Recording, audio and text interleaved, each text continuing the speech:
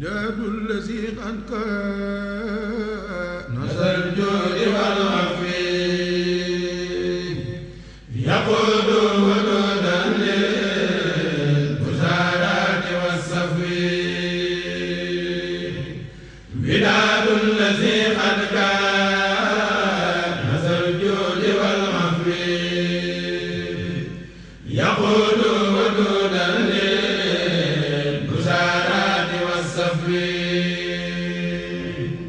ولدت قديما في امتداد محمدا عليه سلام من به قد حمى نحوي وزمت امتداء للذي راد بالعدا كما راد بهم ضروري مع النهوي ولدت قديما في امتداء وسيلتي وفي خدمة القرآن عبدا بلا لهو وغاني به زوري إلهي وكان لي xaralam biig rek ñëwoon na fi dafa bëggoon a sax fekke si jataay bi waaye mu ni nañ ko fi nekkal ndax am na yitte yu bari yoo xam ni yu jëm ci bés bi ñu jëm mooy li nga xam ni moo tax mu yebal ñu di la sant nag bu baax yow monsieur le gouverneur di jaarale ci yow cant koo xam ni day dem ba ci ministre de l'intérieur ak mbooleem gouvernement bi ak seen kilifa di boroom réew mi di son excellence le président Macky Sall di am tamit mbégte bu rëy boo xam ni cant ko lal ci ni nga xamee ni déplacé nga woo ñëw fii ci barab bi nga xam ni boo ñu woowoon nit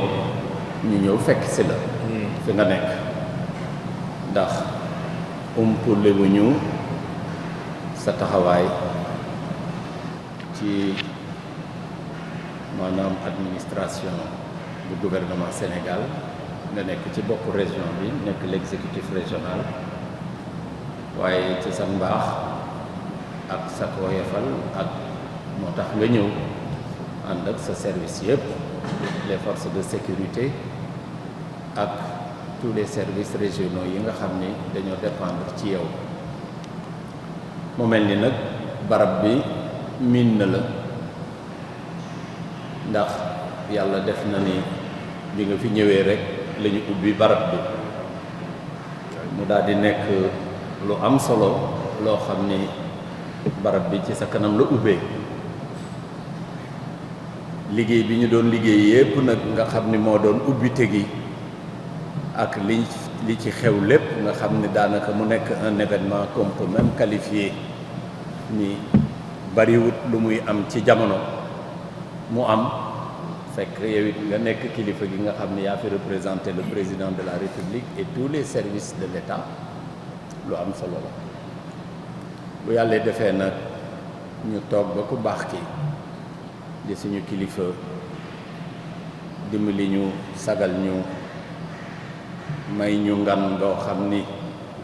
dafay ñëw am fi ñetti fan mu tollee tamit tabarkàlla nga ne fi ba nëga ni yàlla na yàgg ba yeneen ndomb topp ci xam naa ni yu bari buñ la ko waxul sax mën nga koo xam ndax ñoo vivre ndoo événement boobu nga xam ni dimension bi kenn du la ko jàngal xam nga ko maa ngi jineer nii sax sa mbubb mu bula ma nga solo nag na mu ñaqe woon mel ni dañ la sotti paanum ndox te du yow rek ñëpp la kon moom defe naa besoin bu ñuy identifier wala jafe-jafe bu fi ne defe naa moom rek xam naa ni bu tëju woon ci bureau mën na koo bind te kon bu ñëwee kenn du ci dindi dara ndax ñoo ko dundandoo jombul nag loola de ca bés booba nga xam ni moo doon bésu ubbite gi xëy na du am même dimension bi waaye nag ñoo ngi yaakaar ni mbooloo mu takku dina fi ñëw moo xam ni dañu jàppoon rek ni ab siyaare waa Ndakaaru la waaye fi mu nekk ay délégation ngi jóge fu ne am ñu ni bitim réew sax comme sëriñ bi day ñëw jullee si fi àjjuma duñ ko rate ba ay fu ne rek daari yaa ngi woote ay Joof Yor ak ay fu nekk rek nga xam ni kon loolu jéggi na région waaye nag kóolute gi ñu am ci administration ak yaatal gi ngeen di yaatal ak jàppale gi ngeen di jàppale ak tamit expérience bi ngeen am mën nañ cee sukkandiku ba dalal ci suñu xel ànd ceeg yéen mu mel ni nag kon liñ leen di war a xibaar loo xam ni ump na leen boo koy seet bariwut xanaa ñu àndandoo rek sottante ay xel xool li nga xam ne lii mooy li ñu yittewoo ci barab bi te lu ci bari day daal di recouper na ma ko waxee woon rek ca saa su jëkk sa nga xam ni moom la ñu defoon bi ñuy ubbi xëy na dimension bi moo dul tolloo noonu waaye nag jar naa waajal ndaxte mel na ni nag mbooloo mu bari dinañ fi ñëw te it muy loo xam ni lu jara ba xel la lu jara fagaru la ndax ñetti fan lay doon dispositif bi ni mu meloon ci bi ñu koy ubbi nga xam ni sëriñ bi fii la jëkkee ñu ubbi jumaa ji julli mu yendu fi ba ngoon mu doog a dellu fële ci résidence ba nga xam ni mooy ab dalam di kër Sëriñ Touba daanaka mel na ni processus bi du soppeeku ndax bu ñëwee bu ci yàlla àndee ajjuma fii lay jawal si nekk fi ba waxtu julli juma jot bu ñu jullee ba pare mel na ni it fii lay nekk ba ñu julli tàkkusaan ba maanaam bu fekkee ne am na ñuy xéewlu ñu xéewlu mu doog a dem kër Sëriñ Touba bi foofa it mel na ni rek nañ ko géré woon ca ngan gu jëkk ga ndax ngan gu jëkk ga tamit ñetti fan la woon vendredi la woon samedi et dimanche waaye mel na ni tamit alxamis ji war naa mën a bokk ci njalbeenu waaj bi ndaxte démb rek Cheikh Mouhamadoul Bachir mi ngi ñu ci doon wax ñoo ngi xalaat ci programme d'accueil bi est-ce que jeudi bi xam naa ni jombul dina am as programme su ci am boo xam ne bii dinay maanaam préparer journée bi nga xam ni mooy journée bi ci defe naa gën a jara bàyyi xel muy ajjuma ji ndaxte fii de ñun ñoo ko bokk vivre ñun ñëpp ajjuma ju ne boo fi ñëwee daanaka da ngay defee ni xew-xew bu mel noonu moo fi ak nekk ndaxte salle yi ñu nekk ak esplanade bi biir jumaa ji waxaale wuñ ko ndaxte dañ koy tëj ndax dina bu ñu demee rek ba 2 heures lu ci 1h30 dootul am benn place bu nit julli salon ba la nga xam ne mooy salon gan yi sax des koy ubbi yenn saa yi ndaxte mbooloo mi kenn xamul fu mu nekk ajjuma ji weesu rek jële ca tegu daanaka oto bi ma dugg dama ko wàcc dox ba ca rond point bële ci xayma bi wala sama soxna gaare woon oto ci lay doog a dugg foofa ci station bi mu ni ma moom foofu la jullee ci Shell bi nga xam ni sama jarbaat bi tamit nee na ma mi ngi gaaree fële booru Kennedy ndax y a des travaux mais mi ngi jullee fële ci OMVS ci te loolu journée ordinaire la nga xam ni phénomène la boo xam ne bii dañ ciy sant yàlla ndax xam naa ni jublu gi Masaliku jublu nit ñi la bu ñu nee nag sëriñ bi mi ngi ñëw fi lay nekk fi lay yendu fi lay jullee il faut mesurer aussi ce que ça peut drainer comme monde waaye nag kuy gérer am réew wala ngay gérer lu toll ni am région te tàmm loolu moom seen tàmm ngeen ko vous êtes vraiment équipé pour ça defe naa xëy na du leen jaaxal waaye nag fokk ñu gaaral leen ko wax leen ni tamit xam naa ni la ñu ouverture ba bettee woon xam naa ni jombul it di nga ci jël ay matukaay yu mat sëkk avec les forces de l'ordre ba nga xam ni bii dina mën a ne ndaxte sëriñ bi ci bëccëg bi lay jógee Colobane fa lay jógee balaa jumaa jot nga xam ni fii lay aw donc bi fii keroog ñuy def une petite reconnaissance ak monsieur Dramé ak le directeur général adjoint fi sëriñ bi aw ak yooyu rek ndax xam ngeen tabarkàlla tolluwaay bi sëñ bi tolluwaay bi lii mu ñuy defal daanaka xam naa ni mu mel rek ndaxte moom ni mu mel yàlla moo ko bindee noonu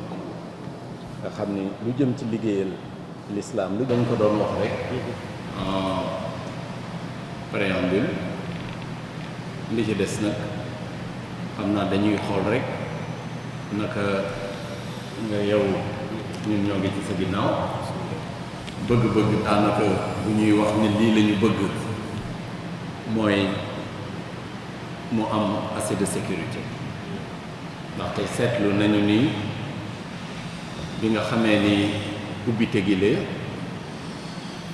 waaye loolu it da doon événement boo xam ni kenn mënu ko woon a prévoir ndaxte ñoo xam ni fi la ñu fanaan te biir na ma ni tamit cette fois-ci aussi bu ñu ko nañ ko sóoraale parce que am na ñu bari fi la ñu fanaan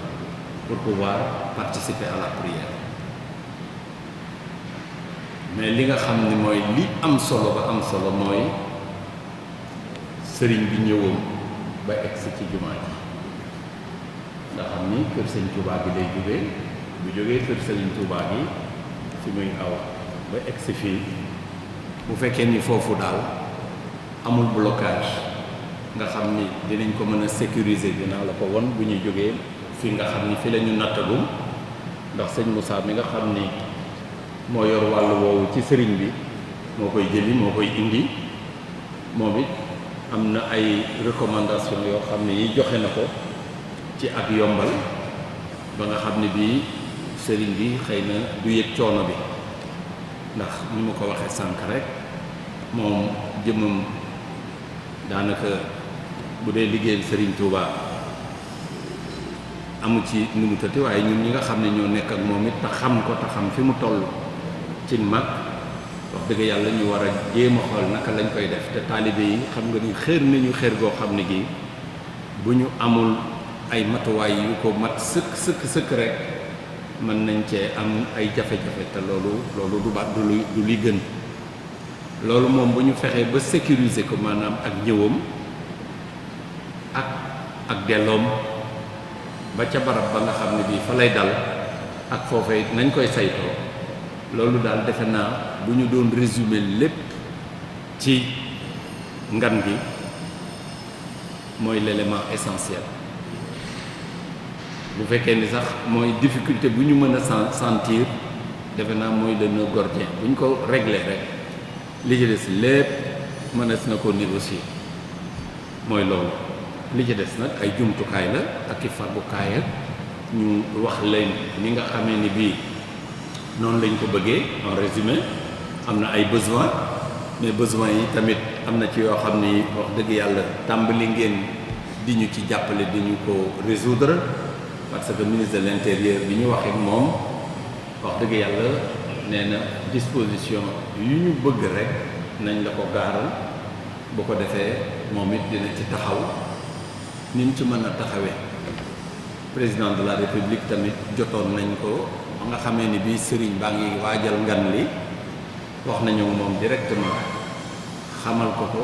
wax ko bés bi nga xamee ni bii ci la sëriñ bii ñëw ba moom ci jëmmi boppam nee na tamit disposition yu ñu ci war a mën a jël lu ne nee na dina ko jël li ci des nag comme yow la ñu booleel yaa fi nekk ci région bi li nga xam ne lii ay besoin la mën nañ ko identifier gaaral leen ko bu ko defee ñu xool rek naka la ñu ci demee ak yéen ba ni nga xam ne moom lañ ko yaakaare moom lañ ko bëggee yàlla may ñu ko te mu sedd guy loolu daal en préambule mooy loo xam ne lii dinaa ko ci wax bu ko defee keneen ku ci am kàddu gu muy wax ci maanaam disposition yi nga xam ni war nañ la ko présenter yow mi nga xam ne nag yow yaa yore administration bi yow yaay xool naka ngay def ba loolee ñu mën cee am satisfaction waaye nag di gërëmaat rek di sant ndax lii lépp wane na ni mbir mi ñor na leen te boole ngeen ñu ci xam ngeen it ci la ñu bokk xam ngeen tamit it ñoo ko àndoon ñoo koy ànd te ñoo ko bokk loola nag jar na tamit sant jar na gërëm ci turu sëriñ bi kon ñoo ngi leen ciy gërëm di leen ci sant di leen sant yéen seen turu bopp ak seeni kilifa waaye di sant ki nga xam ne tamit moom la yàlla teg ci boppu réew mi te it bu joxe woon leneen ndigal it loola ngeen di wéyale yàlla def moom mu ànd ceeg yéen am ci yéene ju rafet kon wax dëgg yàlla suñu xel war na cee dal loolu daal laa doon wax rek di leen ci sant di bàyyi bu ñu duggee ci waxtaan beeg débat yi duñ ci amaat leneen duñ ci war a mën a sant ak suñu collaborateurs yëpp ñu sànni ko ci jërë ngeen jëf.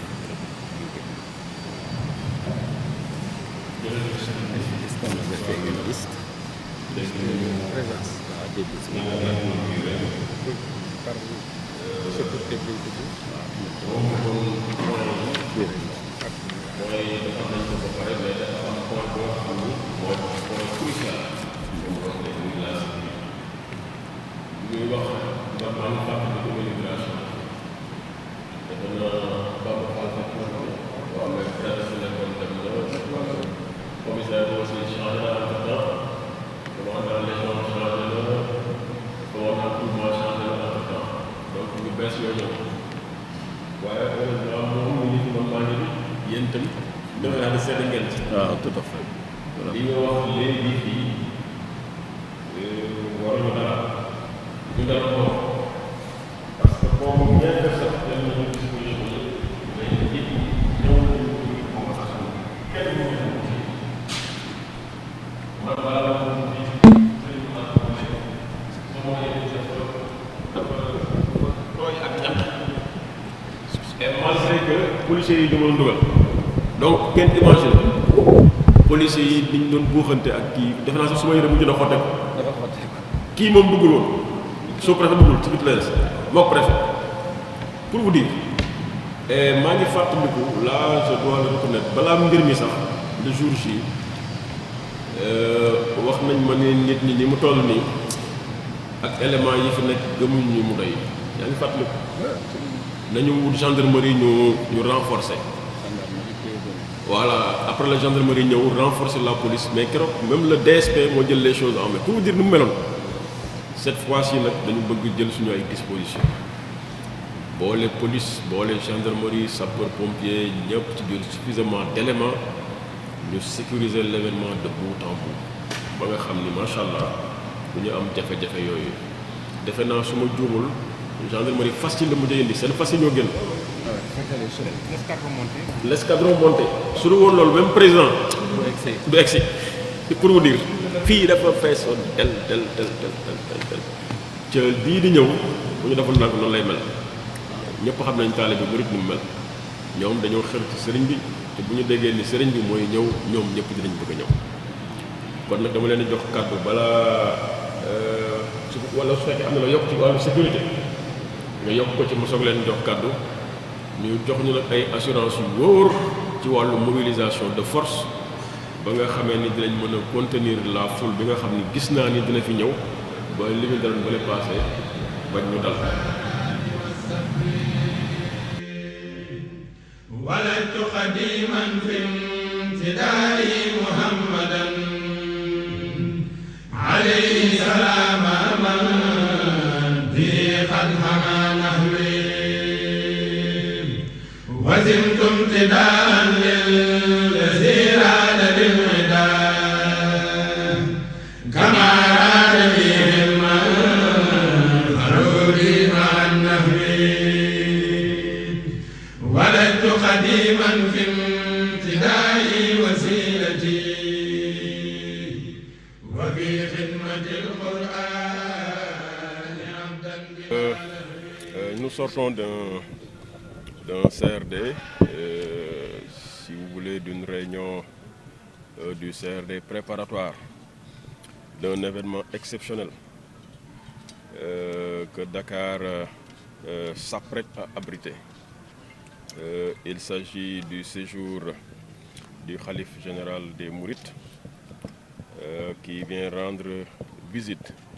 aux talibés mourites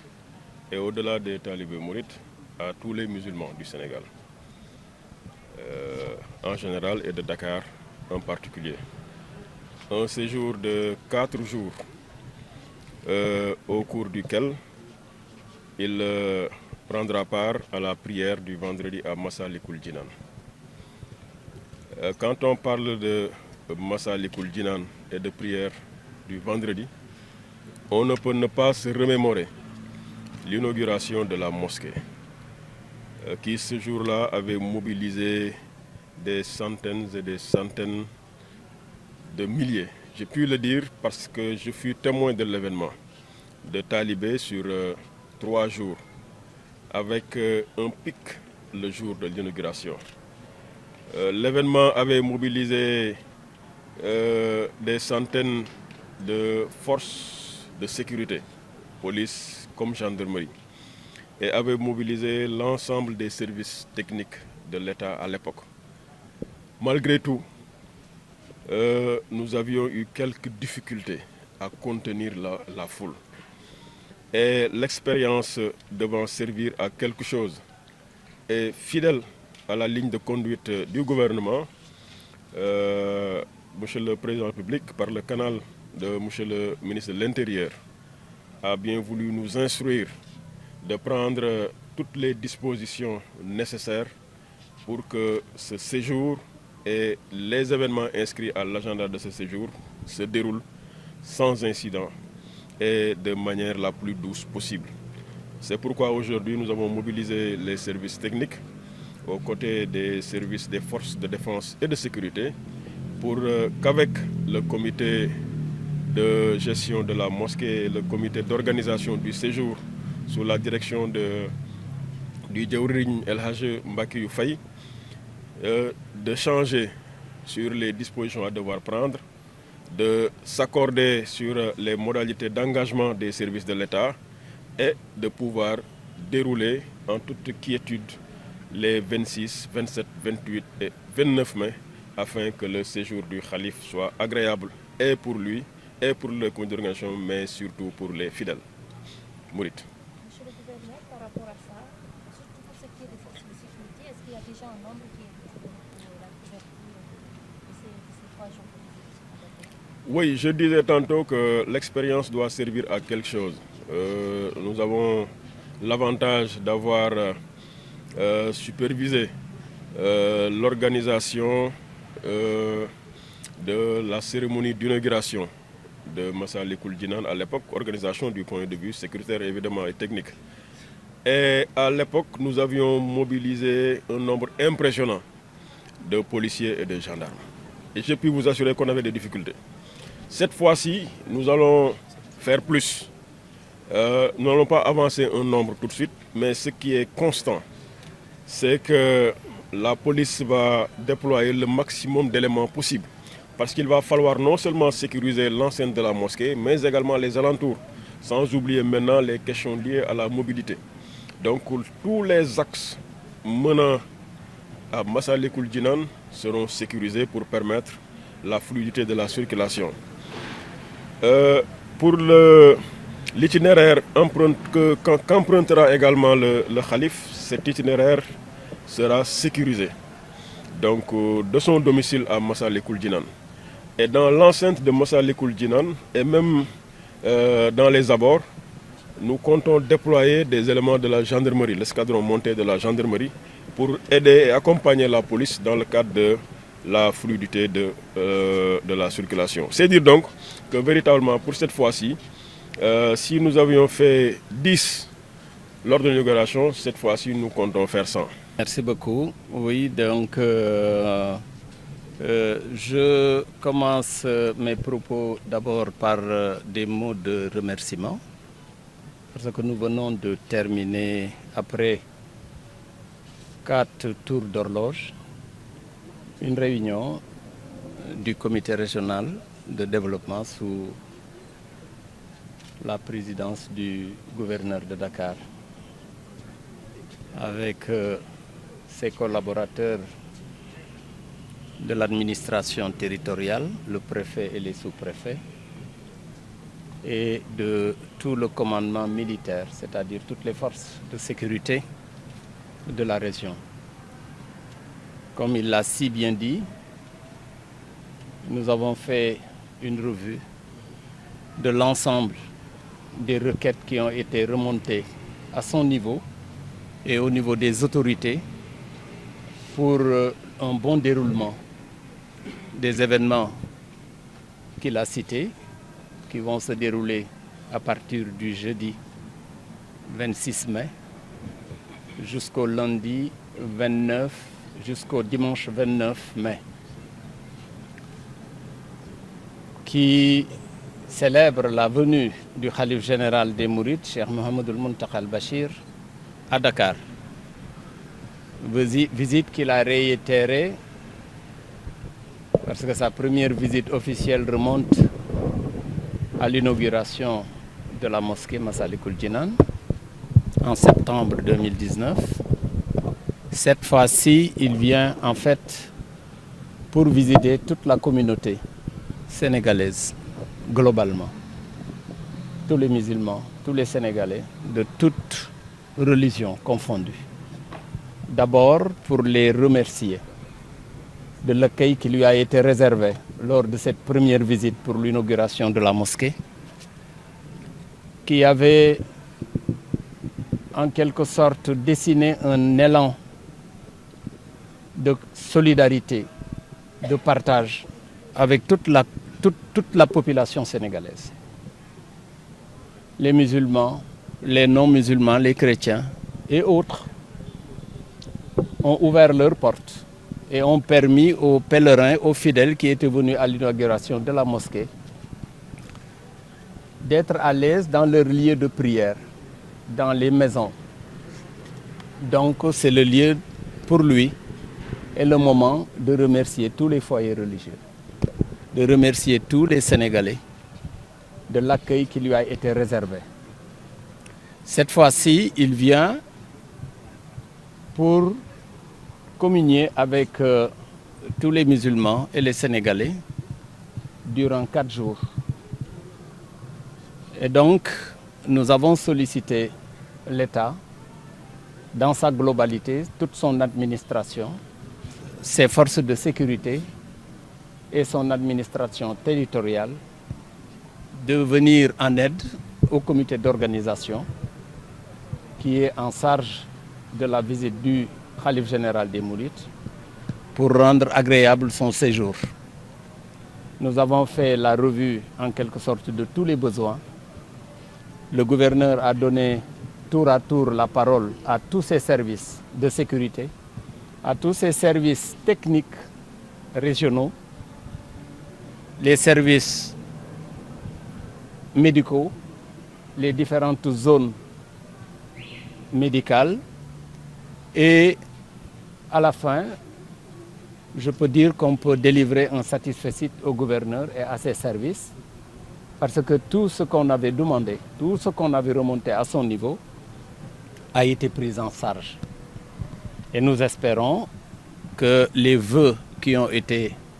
émis par ces différents services seront réalisés. Il ne dépendra pas certainement d'eux à 100%, mais de la volonté divine. Et nous prions avec eux pour que tout ce qu'on a eu à demander, à remonter à son niveau, puisse trouver une solution, la meilleure. Donc, j'en profite pour le remercier personnellement, parce que nous avons vécu ensemble l'ouverture de la mosquée avec l'ensemble des difficultés qu'on a eues, difficultés qui sont liées à l'événement, qui était un événement du siècle, qu'on peut dire, parce que rassembler dans ce périmètre-là de Dakar plus de 2 millions de personnes en un moment déterminé, ce n'était pas évident. Mais Dieu nous a aidés, nous l'avons réussi, grâce au concours des uns et des autres. Et il était lui aussi un des éléments, ou bien l'élément essentiel, parce que c'est l'exécutif régional qu'il agisse et qu'il a agi au nom et pour le compte de l'État, du ministre de l'Intérieur, du président de la République. Donc c'est le moment de le remercier tous ses supérieurs hiérarchiques, le ministre de l'Intérieur qui a commencé d'ailleurs à nous soutenir, nous a envoyé pratiquement à satisfaire quasiment l'ensemble de nos demandes. On est en train de monter une tente qui aujourd'hui était un besoin réel parce que c'était la même tente qu'on avait demandé lors de l'inauguration qu'ils nous ont ramené. Donc c'est le lieu de le remercier, mais de remercier particulièrement le président de la République, qui est en quelque sorte la clé de voûte de toute l'administration sénégalaise et qui a voulu vraiment nous assister, nous aider et a mis tous ses services à notre disposition. Donc au nom du Khalif et du porte-parole du Khalif, Cheikh Mahmoud Bachir, et de toute la famille de Cheikh Ahmadou Bamba, du comité d'organisation, je tiens vraiment solennellement à dire merci. Donc toutes les dispositions ont été prises et nous espérons que ça se déroulera comme prévu.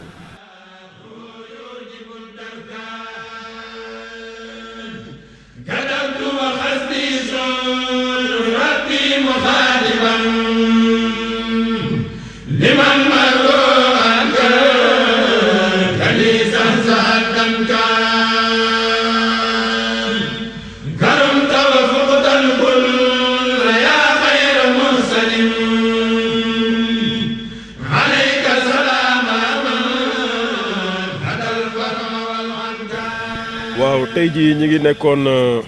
def benn réunion fii ci Massalikul Jinaan parce que dafa am événement bu nga xam ne suñu kanam defe naa événement 2019 yéen ñëpp fekk na leen fii mooy bi ñuy inauguré Massalikul Jinaan ak ni mu tolloon keroog événement bi keroog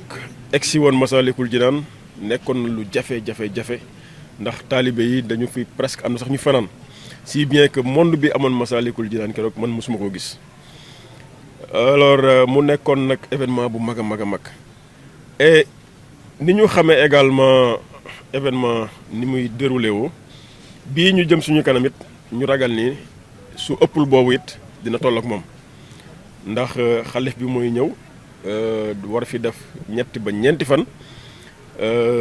seet si taalibe yi waaye it ñëw jullee si àjjuma fii ci Massalikul Jinaan muy le 27. Le gouvernement nag lim ñu sant muy président de la République tàmbalee ci moom mu jaar ci ministre de l'Intérieur ba mu egsi ci man mooy événement yi nga xam ni kilifa diine yi kër diine yi ñoo koy xewal ca muy drainer du monde nañu fexe ba jàppale leen ci lépp lu nga xam ni état war na ko def pour que événement bi jaar ci jàmm ak salaam incha allah sant nañ ñu pour ñu def ko. moo taxoon tey ñu ñëw fekke ci comité bi ci ndigalu ak direction ki nga xam ni mooy représenté xalif bi fii ci Dakar muy El Hadj Mbacké yu Faye ñu waxtaan ak ñoom ak service technique yëpp ba lépp luy disposition pour que fidèle mouride yi nga xam ne ñooy ñëw et au-delà des mourides képp ku nga xam ni jullit nga war a ñëw seet ci sëriñ bi taseeg moom fii ci jumaa ji nga ñëw ci jàmm nekk fi ci jàmm nga dellu ci jàmm ca événement bi du am benn jafe-jafe du point de vue sécuritaire du point de vue sanitaire du point de vue de la couverture en eau en électricité ak lépp lu nga xam ni commodité la bu war a ànd ak événement bu mel nii. waaw dañu jël dispositif bi nga xam ni amoon na bi ñuy inauguré Massalikul Jinaan ñu renforcer ko donc bu ñu leen waxee loolu rek déjà war ngeen am une idée ba ñuy inauguré Massalikul Jinaan je crois que mobilisé woon nañu policiers yu bëri yokk ci policiers yi également un nombre assez impressionnant de gendarmes cette fois-ci également commissaire central bu Dakar dina mobiliser éléments yi nga xam ni éléments yu doy la pour sécuriser mosquée bi sécuriser les alentours mais également am dispositif ci axe yi nga xam ni moom mooy mener vers Massalikul Jinaan sans oublier également sécuriser kër yi nga xam ni fa la xalif bi di dal waaye également fa la kilifa yi yëpp di dal. bu ñu jógee ci loolu danañ yokk ci dispositif boobu ay éléments yu nga xam ne élément gendarmerie la escadron monté bu gendarmerie ñi nga xam ni ñoom ay fas la ñu yor ndax ñoom ci wàllu ubbi yoon ak ci wàllu mobilité dafa am dañ ci spécialisé wu donc dañu bëgg ñooñu ñëw ànd ak police ñu liggéey bi fii sans oublier évidemment suñu éléments yi nga xam ni ils sont toujours en civil ñi ngi leen xàmmee waaye ñoom ñi ngi ci biir nit ñi ak képp ku nga xam ni sapeur pompier nga ci Dakar incha allah ki yor seen groupement taxaw na pour jàppale nit ñi du début à la fin su ma nee début à la fin mooy bu xalif bi duggee biir Dakar ba buy génn biir Dakar dañuy am dispositif de veille dispositif de suivi ci aspect yi nga xam ni aspect yuy ànd ak mobilisation bu mel nii la. waaw xanaa di sant yàlla bu baax rek di julli ci yonent bi sallallahu alayhi wa sallam di sant sëriñ bi Cheikh Ahmadou Bamba Khadimu Rasoul ci li nga xam ne lii muy xéewal goo xam ni da ko defal ko réew mi muy ñëwug Cheikh Mouhamadul Mountakha al Bachir bi nga xam ni moo nekk ci njaboot gi di fi Serigne Touba mu ñëwoon fi ubbi néegub yàlla bi nga xam ni moom ak njabootug Serigne Touba ak taalibey Serigne Touba ak jullit yëpp ñoo ànd liggéeyal ko fi Serigne Touba mi ko fi liggéeyal l'islam mu doon xew-xew boo xam ne bii matoon na xew-xew ndaxte xew-xew la boo xam ni xew-xew bu ñu toll gisee su ko moom la gouverneur wax léegi gouverneur maa ngi wax wolof gouverneur moom la mag ñi daan wax ndax wax na ko te muy loo xam ne lii lu wér la ndax ñoo ko dundandoo ndax bañ koy def jàpp nu woon ni noonu lay mel ndaxte barab boo xam ne bii 2 millions ngi nit taxaw nañ fa ci benn waxtu ak wërngal boo xam ne bii rëyut yàlla dimbali ñu ci suutoraam ak mbaaxu service yi nga xam ne service de l'État la d'une manière globale ak xew-xew yu rëy yi nga xam ne xew na ko fii ci jamono ji ci barab bi Cheikh Mountakha yàlla mi nga xam ne bii mooy borom kàttan gi ak Serigne Touba mi koy liggéeyal jox ko ndam lu rëy réew mi jaxasoo woon xol yi lëndëmoon suñu ñaari jàmbaar yi nga xam ni ay jàmbaar la ñu newoon ci réew mi muy l'ancien président de la République Abdoulaye Wade ak son successeur le président Macky Sall ñu àndandoo joxante loxo ci barab bi nga xam ni mu nekk léegi barab boo xam ne bii bu doy waar mystique yàlla defal ko Cheikh Mouhamadoul Mountakha mooy wane nii ñëwam gi daanaka na mu demee woon rek noonu lay demewaat ñu koy teeru nag mu baaxee ñu jënd ma jëmam ji ak li mu toggoo lépp ni mu diisee ak fii mage gi toll waaye moom buy liggéeyal sëriñ bi du xool ci jëmam dara day sëgg dem rek bu ko defee nag ñu ànd ak moom mu baaxee ñu ñetti fan yoo xam ni dafay ñëw fii ci Ndakaaru te ngan ngiy tàmbali alxamis 25 ba ca dimanche ja 29 mu ñëw fii di dal ci kër Serigne Touba gi ci Colobane waaye ajjuma ja ci kàttanu suñu borom mu yendoog ñun fii ñëw jullik ajjuma ànd koog jullit yëpp ci réew mi ñoo ngi ci woo ñëpp fu waay ne fu ne na ñëw barkeelu ci jëmmam ju tedd ji ak mbaaxaam ak tedd ngaam ji muy ci bésub ajjuma ji yeneen bés yi ci tegu yëpp it nag mu nekk koog ñun ba dimanche ba altine ci kattanu suñu borom mu doog a dellu ñu ciy profité nag ginnaaw ba ñu woowee sénégalais yëpp ndaxte sénégalais yi kat sëriñ bi ñëwam gi bokk na ci loo xam ne lii sant leen tamit ci la bokk ndax kat santoon na leen sant naa leen tamit ci turam ndax bi ñuy ubbi jumaa ji jàngu yi nga xam ne dend nañu sax muy jàngi chrétien ubbi nañu seeni bunt nit ñi dugg ca biir di julli gox-goxaat yi nga xam ne ñoo wër jumaa ji muy quartier yi ko wër ku ci ne ubbi nga sa bunt teeru gan yi teral leen dimbali leen ba daanaka nañ ko bëggee woon a dunde ñu dunde kon ci seen teeyu bakkan kon bu fi ñëwee nag ñëw googu ñëw sant leen dina ci dugg waaye sant ñi nga xam ne tamit ñoo ñu jàppale ci liggéey bi ni ma ko waxee woon sànq te gouverneur bi nga xam ne moo yor région de Dakar bi ak ay service am ñëw ci jàppale ñu ci ndigalu ministre de l'intérieur et président de la république dañ leen di gërëm goo xam ne gi am na tàmbale mais amut fu mu yem ndaxte ñoo ko àndandoon ca njàlbéen nga ca inauguration ba yàlla defit tey jii ñu àndandoo ko ñu doon def léegi ab daje CRD yoo xam ne 4 waxtu nga xam ne lépp loo xam ne yooyu yitteewoon nañ ko ci ngan gi yitteewoon nañ ko ci niñ koy waajale ñu wax ko mu bind ko ànd ak service yi nga xam ne ñoo nekk ci région bi te nekk ci ndigalam lépp ñu nungu ko def ci ba def ci loo xam ne lii weesu na suñu njort kon ñoo ngi koy gërëm ci turu sëriñ bi di ko gërëm ci njabootug sëriñ Touba gi di ko gërëm ci turu Cheikh Mamadou Bachir mi yor kàddug sëriñ Touba di ko gërëm it ci taalibey Ndakaaru yëpp nga xam ne sëriñ bi ma wax ma ànd ak ñoom ci liggéey bi maa ngi koy gërëm di ko sant di sa gërëmi kilifaam mooy ministre de l'intérieur di président de la république Macky Sall ci yombal gi ak jàppale gi ba nga xam ne bii suñu xel dal na ñoo ngi teeru nag sëriñ bi di ko séentu et tey wax rek taalibe yëpp na ñëpp dal gi mooy fu waay toll fu ne boo séenee sëriñ bi doy loolu ndax seen gi rek ëpp na sax ndaxte moom lii muy def bëgg ñoo baaxe rek ak yërëm ñoo tax mu def ko ñëw waaye ku ci nekk fa nga ne boo ko séenee doy na boo ko séenul it na nga jàpp ni mi ngi ci barab bi te yaa ngi ci barab bi te la ngay sàkku ca loola yàlla dina la ko defal loolu rek la ñuy wax bañ a buuxante laabirante wax ñi dëkk ci Dakar ak ci gox yeeg gox-goxaat yi ku ci nekk boo mënee ubbi sa néeg ubbi sa barab nga xam te julli yàggul 2 fan yàggul et ñu def ko nañ ko defee woon rek tey ñaan suñu borom Cheikh Mouhamadoul Mountakha mi yàlla yàggal ko fi kàttanal ko ba mu nekkaat fi ba defal ñu geneen ngan boo xam ne gii mooy gën a yàgg gii mooy gën a neex bi yàlla mën na ko sañ na ko yàlla nañu ko defal kon ñoo ngi gërëm ñëpp di gërëm gouverneur di gërëm service de force de sécurité yi di gërëm commission médicale di gërëm tamit comité d'organisation bi ak nit ñi nga xam ne ku ci nekk yaa ngi ci barab yaa ngi dajale la ngay dajale indi ko ngir bés bi rafet ñooñu it ñoo ngi leen di gërëm tey ñaan ki mën a fay te gis bi neex dégg bi neex loxo bi jote fu ne muy Serigne Touba mu fayal ñu la asalaamaaleykum wa rahmatullahi taala jërëjëf